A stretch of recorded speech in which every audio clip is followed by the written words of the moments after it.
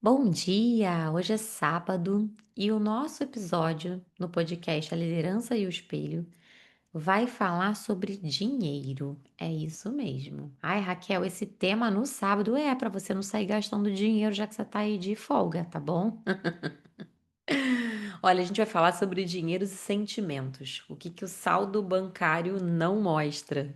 Já ouviu aquela frase? O dinheiro não muda as pessoas, ele só revela quem elas são. Parece um ditado popular, meio bobo até, né? Mas é que mais do que os números, o dinheiro ele traz essa percepção, esse despertar das nossas emoções, das crenças, dos medos mais profundos e da forma que a gente lida e fala também sobre quem nós somos, tá? Então, o que que a gente acredita merecer, por exemplo, quanto a gente confia na gente, né? Nessa nossa autoestima. E isso tudo vai muito além, ó, de planilha, de saldo bancário, é entender relação, essa nossa relação íntima mesmo com o dinheiro. Por que que eu escolhi esse tema? Vocês vão entender ao longo do podcast. Porque, ai, Raquel, porque você é o exemplo do dinheiro. Não, gente, eu tô tão longe disso. E eu queria muito falar sobre algo que eu também tô aprendendo muito. Então, eu achei legal trazer esse tema, né? Porque a gente acha que, o professor, o coach, aquele que ensina é porque sabe tudo. Não, a gente, às vezes, tá aprendendo um monte de coisa, né? Então, eu acho importante a gente dividir para a gente entender que quem tá lá do outro lado é ser humaninho também. E o lado financeiro, ele impacta muito, no equilíbrio emocional das pessoas, de forma geral, e também do líder. Então, é importante a gente falar sobre dinheiro, tá bom? Eu sei que a conversa é difícil, né? Mas vamos começar aqui falando sobre. Então, assim, falando sobre, eh, como é que eu posso dizer? Dinheiro versus emoções, né? Como um espelho. Por que que a gente fala que ele é um espelho poderoso? Porque quando a gente fala de dinheiro, vem várias coisas na nossa cabeça, né? Então tem gente que vai falar assim: eu preciso trabalhar mais para eu merecer muito dinheiro. Senão, tô trabalhando aqui pouco, né, para merecer esse dinheiro. Tô sendo meio vagabundo, né? Então a pessoa acha que dinheiro tem que ser o resultado de muito esforço. Eu tenho essa crença, por exemplo. Eu acho que eu tenho sempre que trabalhar muito para eu merecer dinheiro. Da onde vem aí a terapia pra gente investigar. Ser rico normalmente é errado. Essa é uma crença que meus pais tentaram de alguma forma me colocar. Não porque eles são maus, mas porque eu acho que eles não tinham dinheiro e cresceram com essa escassez, né? Tentando puxa daqui, puxa dali para dar certo. E eu acho que eles entenderam que ter dinheiro era ruim. E eu sempre ouvi isso muito claro na minha casa. Só que como eu não aguentava mais viver na escassez, não só eu como meu irmão, nós decidimos que não era ruim não, que a gente ia ter dinheiro de alguma forma, que a gente não ia passar mais aqueles perrengues de, ai, tá calor, mas só pode ligar o ar-condicionado de noite. Não, não, vou ligar o dia inteiro se eu quiser ligar o ar-condicionado. Hoje eu nem gosto, gente, de ar-condicionado uma vez ou outra, só quando tá 60 graus. Bom, o dinheiro sempre traz problema e preocupações. Nossa, também já ouvi muito isso, inclusive de mentorados meus, né? E hoje eu percebo que, na verdade, o dinheiro ele elimina problema e preocupação. Ah, ele resolve o mundo? Não, não resolve o mundo, não. Mas, por exemplo, quando eu fiquei doente no final do ano, se eu não tivesse um bom plano de saúde, eu não sei nem se eu tava aqui. E assim, imagina a dor de cabeça que é para quem não tem acesso a esse tipo de coisa. Então, o dinheiro para mim hoje é para eu ter alguns pequenos luxos, como por exemplo esse de poder ter um plano de saúde, né? E aí, assim, não é sobre quanto a gente ganha, né? Não é porque até porque ser rico para mim pode ser muito diferente para você. É sobre o quanto da gente a gente se entrega, né? Sem perceber. Então, assim, essas ideias que são inconscientes, elas influenciam nessas tomadas de decisão financeira. Por exemplo, se você acha que tem que trabalhar muito para merecer dinheiro, talvez para algum cliente que pode até te pagar muito, você cobre pouco. Porque você pensa: "Ai, mas não é justo, né, foi só 1 horinha". Então isso está ligado diretamente a valor, né. Você quer muito comprar um carro novo, aí você pensa: mas eu vou parecer meio esnobe no meu bairro, né, porque só eu vou ter o carro novo". Então, acaba que afeta a nossa prosperidade financeira quando a gente tá com um emocional que também não tá muito alinhado, sabe? Eu já escutei de gente que eu gosto assim, ai, mas eu me sinto mal nesses lugares porque eu acho que eu não pertenço a esses lugares. Como assim você não pertence? Ai, não, porque isso aí é pra gente rica. Não, isso não é pra gente rica. É pra quem acha que é uma boa experiência, né? Pagar por aquilo, por exemplo, que também não é obrigado aí, né, gente? Então, assim, quais são as emoções que o dinheiro desperta, né? Então, assim, tem gente que sente culpa. Então, eu tenho amigas que cobram pouco pelos seus serviços, apesar delas valerem muito, porque se sentem culpados. Ah, mas a pessoa não vai ter dinheiro para pagar, né? E aí, isso, gente, essa culpa eu não tenho, não, porque eu estudei muito. No ano passado, eu investi R$ 60.000 em treinamentos. Os meus MBAs davam para eu comprar uns 3 carros zeros. Então, eu acho que eu sou uma pessoa de muito conteúdo. Então, eu acho que eu tenho que, e eu dou resultado. Então, eu acho que eu tenho que cobrar o justo pelo meu trabalho, sabe? Eu acho que eu mereço o dinheiro que eu cobro. Tem gente que tem medo, medo de faltar, de perder, de fracassar financeiramente. Esse medo eu sempre tive. Eu acho que como eu sempre tive pouco dinheiro na minha casa, todo mês que eu consigo ganhar mais, eu acabo gastando um pouco menos hoje, porque eu fico pensando, ah, mas e quando faltar, né? Então eu fico com medo de não ter dinheiro, de voltar para a escassez. Tem o orgulho, né? Então tem gente que, ai, porque não aceita ajuda, não aceita apoio de jeito nenhum, né? Então até tem dinheiro para pagar alguém para ajudar, mas não, mas eu dou conta sozinho e aí quero sempre mais, mais e mais e acaba que termina doente. Tem a vergonha, né? Então, assim, tem gente que acaba se endividando e fica com vergonha de não saber lidar com as finanças. Eu também já passei e passo por isso algumas vezes, porque como eu sou empreendedora, tem muitas coisas esquisitas que acontecem, né? Então, assim, eu já tive que desembolsar dinheiro num mês que eu não achava que eu ia ter, por conta de problema que eu tive na empresa, né? Fazer obra. Quando meu pai faleceu, eu fiquei um tempo sem trabalhar, eu fiquei queimando caixa. Eu já tive cancelamento de contrato no mês que eu achei que eu ia bombar, e aí eu não tinha dinheiro, eu tive que pedir pro meu marido. Já tive que pedir para amigo meu assim, poxa, me ajuda, eu preciso vender, esse mês tá muito ruim. Então, eu já passei várias vezes por problemas, principalmente nesses anos empreendendo, né? Sobre dinheiro. Então, tem mês que é ótimo, mas tem mês que é muito ruim. E eu tenho vergonha de pedir ajuda. O dinheiro, ele também traz ansiedade, né? Porque a gente, ainda mais quem é empreendedor, que não controla o futuro, não sabe quanto que vai ganhar, então dá uma ansiedade mesmo. Eu brinco, eu falo assim que no dia 1 do mês, eu começo o mês com menos tanto na minha conta. E aí eu tenho 29 dias para recuperar isso. Isso realmente dá uma ansiedade, porque tem mês que é muito bom, chega lá no dia 15 você bateu a meta, e tem mês que já é dia 29 e tá bem longe de bater a meta e já começa nem dormir direito.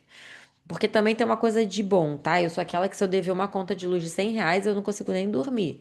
Tem gente, né, tipo, sei lá, loja americana, que deve milhões e tá todo mundo provavelmente dormindo bem, né? E, sei lá, tem gente que é esquisita. Eu não, eu fico muito ansiosa realmente quando tem algum problema com o dinheiro. Hoje, e aí por isso que é importante, né, aquela coisa do você é a média, das pessoas que você mais convive. Então, hoje, assim, como o meu marido é muito bom nisso. Ele tem me ensinado algumas coisas. Uma vez eu pedi uma bolsa para ele de presente, uma bolsa cara, né? E ele me deu um livro, A Bolsa para Mulheres. Fiquei com ódio, gente. Coitado, desde então ele tenta me influenciar positivamente. Mas eu tenho orgulho de algumas coisas que eu já aprendi, né? Hoje eu penso muito. Eu já notei assim que eu compro muito quando eu tô doente, porque acho que eu fico entediada, eu saio comprando coisa online, ou quando eu tô triste, que eu acho que é uma coisa que eu quero me recompensar. E aí hoje eu já começo assim, não, mas por que que eu quero comprar? Eu tô triste, eu tô ansiosa, eu já começo a identificar qual é a emoção, né, que eu tô sentindo. E aí eu vou buscar essa dopamina em outro lugar, né? Não, então eu vou escutar uma música, eu vou comer uma coisinha gostosa, eu vou terminar o dia vendo um filme, exatamente. E aí eu não me coloco no lugar que vai gerar compra, tipo, então eu não vou no shopping, né? Porque senão eu vou querer comprar, obviamente. E outra coisa que ele foi me dando dicas, e hoje, por exemplo, eu tento gastar o dinheiro mais no débito. O meu cartão hoje tem um limite bem pequeno, porque se eu gastar ele todo, não vai dar nem R$ 5.000. E é de propósito, porque quando eu tinha um cartão alto, eu tinha vontade, às vezes, de comprar um carro no cartão, parcelado em 50 vezes. Então, eu aprendi algumas coisas com ele. Hoje eu consigo fazer uma caixinha para viagem. Então, Eu tô muito júnior nisso, sabe? Mas eu tô muito orgulhosa de mim mesmo, porque antes eu era muito doida, assim, eu saía gastando tudo, comprando até um avião pegando fogo, como minha mãe diz, né? Sem avaliar muito o depois, né? Bom, o valor e o alto valor, qual que é a conexão disso, né? O dinheiro é apenas uma das poucas não, das muitas linguagens que nós temos como ser humano, né?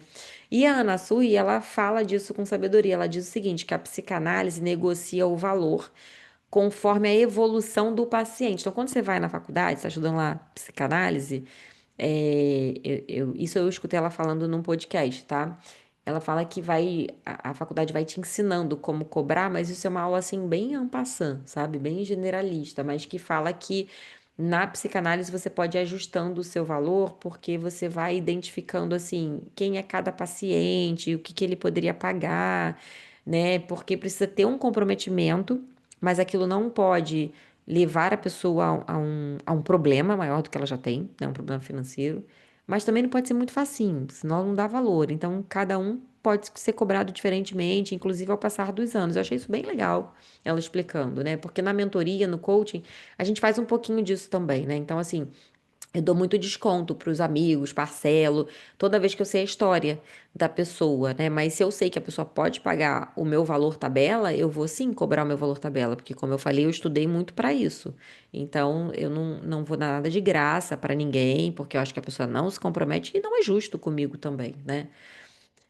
Então, falando aí de evolução pessoal, quanto mais você evolui internamente, mais você aprende a reconhecer esse valor e cobrar por esse valor, né? E quanto mais você aprende a valorização financeira, mais você vai fazendo essa relação com o teu cliente de forma saudável. Mas para isso é preciso ter um alinhamento interno, né? Então, assim, o valor financeiro ele tem que acompanhar e refletir esse valor desenvolvido na sua própria autoestima. Então, se você se sente bom, né? Você é um bom profissional, você cobra direitinho. Então, por exemplo, você é um líder de uma empresa. Se você se sente bom, preparado para aquela função, você em algum momento pode negociar um aumento com o seu chefe. Claro que tudo tem uma forma de falar. Ontem eu estava conversando com um amigo sobre isso. E eu falei, não, assim, você tá encostando seu chefe na parede, é horrível. Assim, você tá se comparando com os outros, é horrível. Não é sobre os outros, né? É sobre você. Então, faz uma apresentação, mostra pra ele o que que você deu de resultados, mostra o que mais você pode dar de resultados se você, por exemplo, ganhar mais e puder investir em mais estudos e em ferramentas para sua área. E aí pergunta pra ele se tem como ele pensar em algo pra você para os próximos meses. E aí deixa ele decidir. E ele, poxa, que legal, eu vou fazer isso então. Então também tem momento certo, né? Se o gestor chegou lá todo mal-humorado, você, nossa, hoje eu tinha planejado um discurso lindo. Então eu vou lá seguir o plano. Não, pelo amor de Deus, troca esse plano.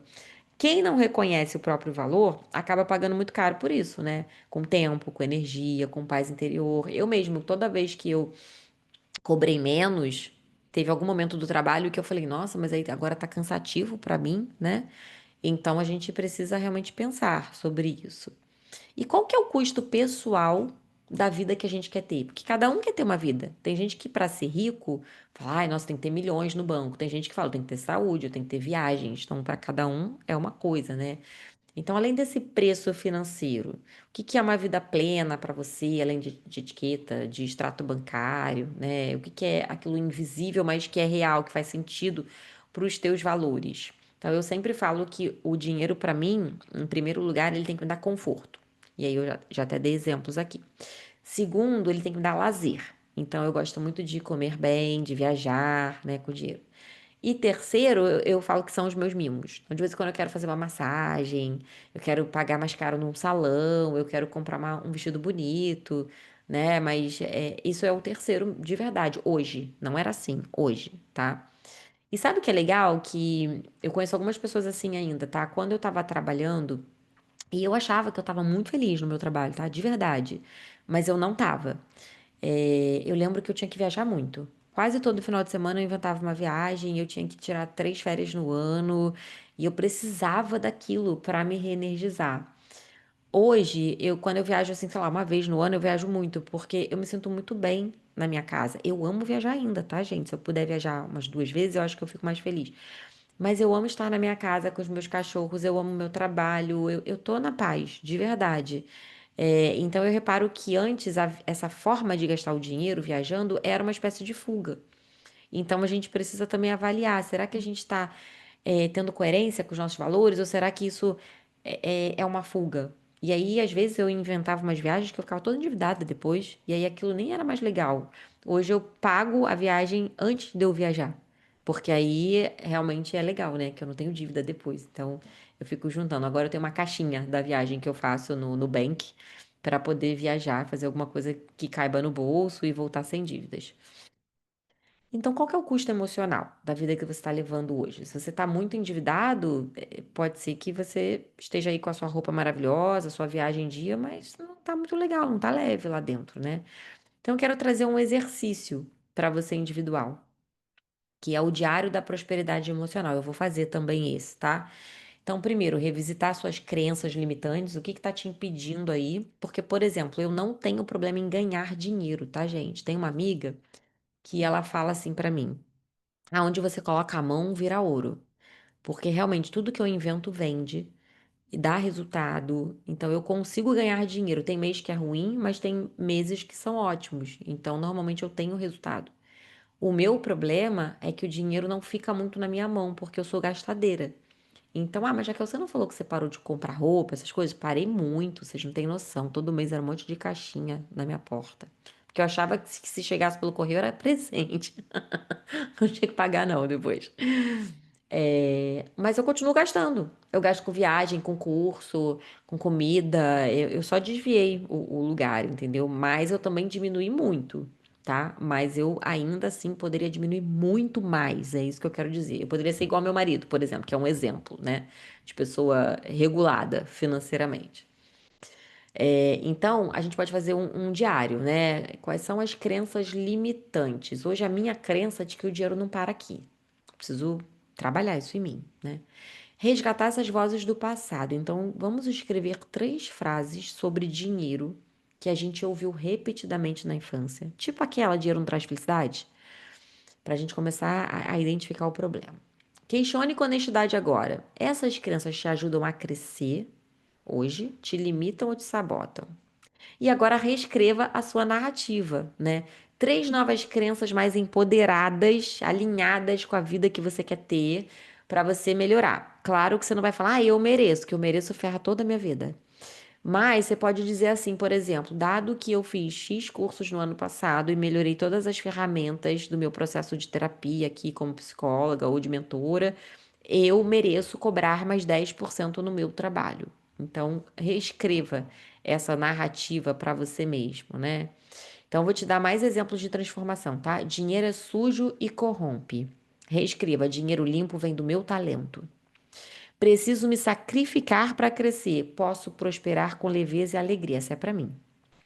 Não mereço ganhar bem. Mereço ser valorizada pelo meu trabalho. Repara como é diferente. O teu cérebro ele precisa acreditar nessas novas crenças. Então faz um quadrinho, coloca assim bem na tua cara, na frente do computador, no pano de fundo ali do celular, naquela tela, sabe?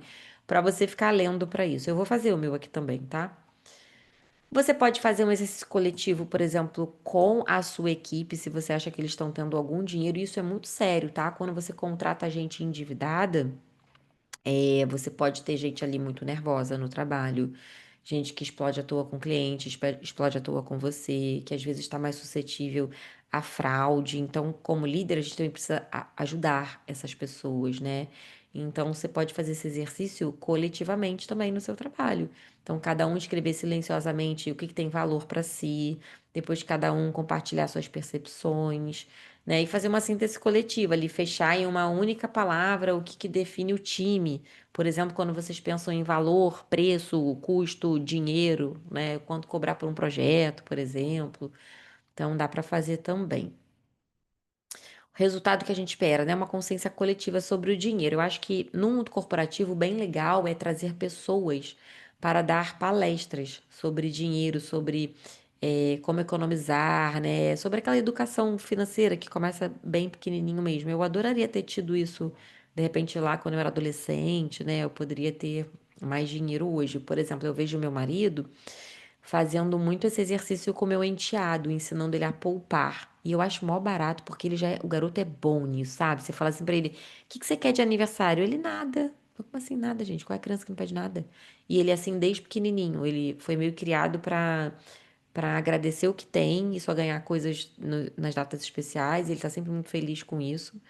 Então, isso é muito legal, né? Essa educação desde criança.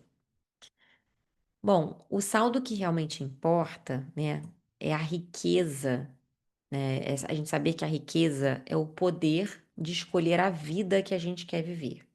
Então, por exemplo, sabe quando você fala assim, não aguento mais o meu trabalho? Ah, então troca. Ah, agora não dá, porque eu tô toda endividada, vão consultar meu CPF, eu não vou conseguir entrar em lugar nenhum.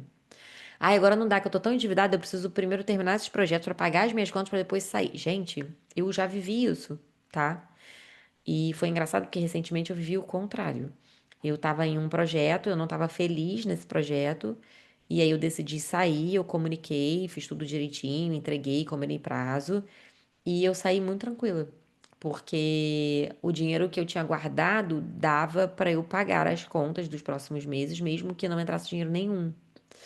Então, eu saí tranquila sabendo que as coisas iam dar certo, sabe? Então, realmente traz uma tranquilidade. Essa frase que eu falei é do Al Elrod, sabe aquele que escreveu O Milagre da Manhã?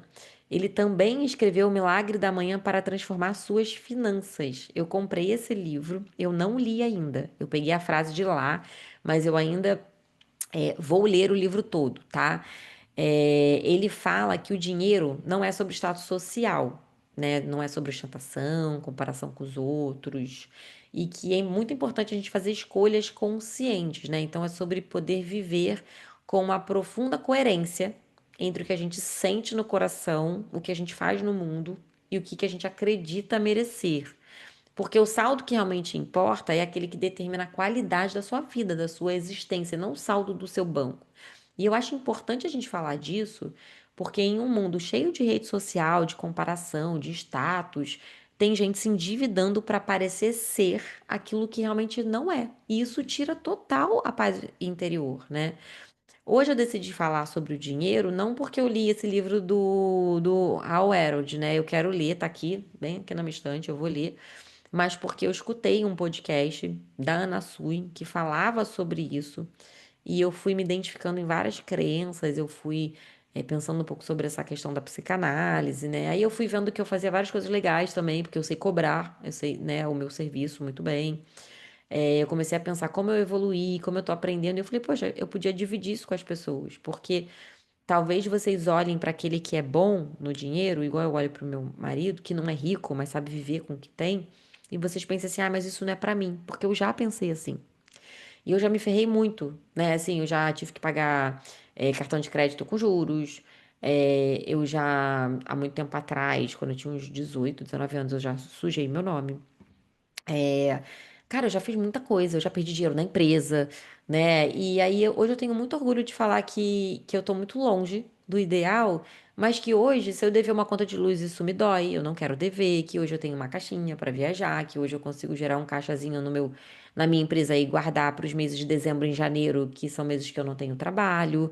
Então, isso para mim é um motivo de muito orgulho. E aí eu queria que pessoas, de repente, como você que tá ouvindo aí, que também não consegue ainda, que você pense que você vai conseguir. É um passo de cada vez, tá bom? Bom, então livros para te inspirar. O Milagre da Manhã para transformar suas finanças, que eu ainda vou ler, depois eu conto aqui. A Bolsa Amarela, né, da Lígia, que fala sobre esses desejos reprimidos, a importância de reconhecer os nossos anseios, esse eu já li.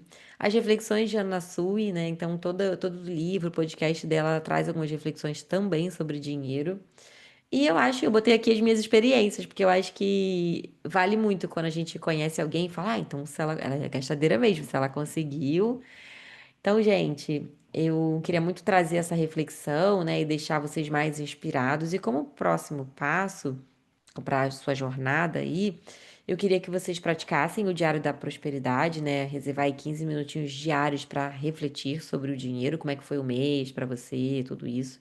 Se você gastou bem ou não, fazer aquela planilhinha financeira.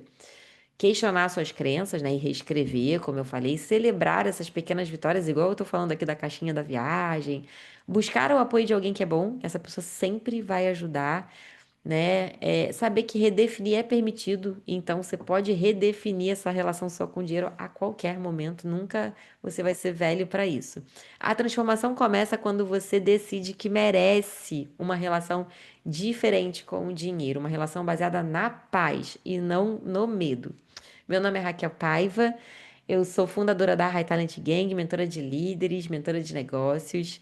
Estou aqui com muito orgulho e franqueza para falar sobre dinheiro e eu espero que eu tenha te inspirado. Já deixa aqui no seu comentário qual que é a tua relação aí com dinheiro. Tá aprendendo também que nem eu já é expert, né? Porque num mundo fake onde todo mundo conta vantagem na internet, vamos falar um pouquinho de verdade. Vamos ser de pele e osso aqui, né?